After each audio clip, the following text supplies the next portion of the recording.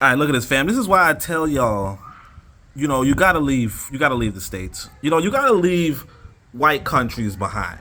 Okay, so I ain't gonna hold y'all. All of a sudden, randomly, I got some critter problem. You know, uh, so I said to myself, how to deal with these critters? They loud. They proud. They don't give a right. Look at this right here. First off, look at the price of this bucket. This bucket is 7K, right? This rope, I had it in America, right?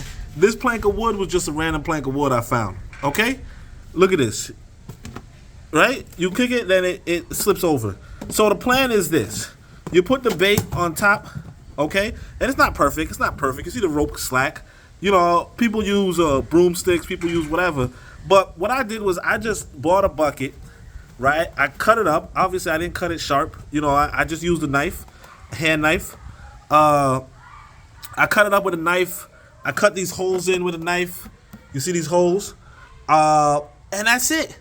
Now, I'm not saying it's perfect, but what I'm trying to tell you is that when you ain't living in a white country, you find solutions for your problems. Now, some people are like, yo, man, I don't even mess with, like the people here, a lot of them like, man, we don't even mess with rat poison. Like they just don't do shit. That's fine. Right? Or they just don't have rat poison, or you can't, whatever.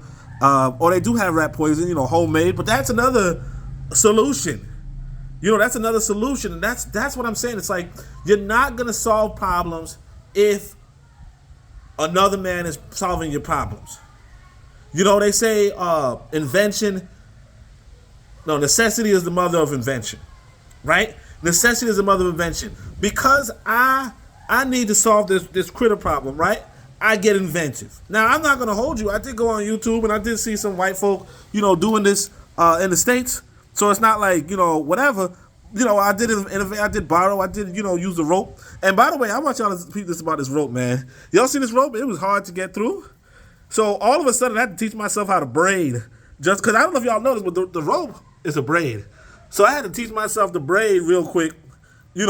One. You could get a rope and just practice braiding. But anyway, my whole thing is this: that what you have to do is live independently. Now, you're not going to get to independence. You might get to interdependence, right? But that's really the goal in life. And of course, I put it inside of Longalifu. So you go make sure you check out that book. But really, the goal is like you're not going to be inventive unless you step away from somebody who's inventing, who's solving all your problems already. You got dirt on the floor. You say, how do I get my dirt off the floor? Oh, here's a vacuum cleaner, right? Now, if he don't give you the vacuum cleaner, you might build one. If he don't give you the broom, you might build the broom. A lot of times, in fact, the people who are building things are the people who are working in them. But if the work is taken from you, you're not building it. You get what I'm saying? So a lot of times, you'll read about how in the past we made some great inventions. Absolutely.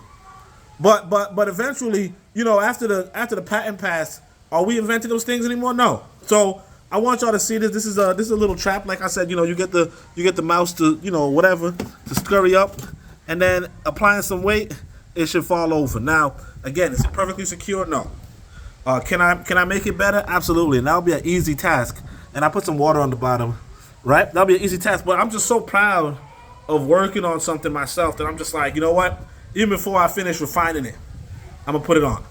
But that's it. Like it's like you gotta go live interdependent. But just be that guy, be that problem solver, and everything else will take care of itself. All right, one love.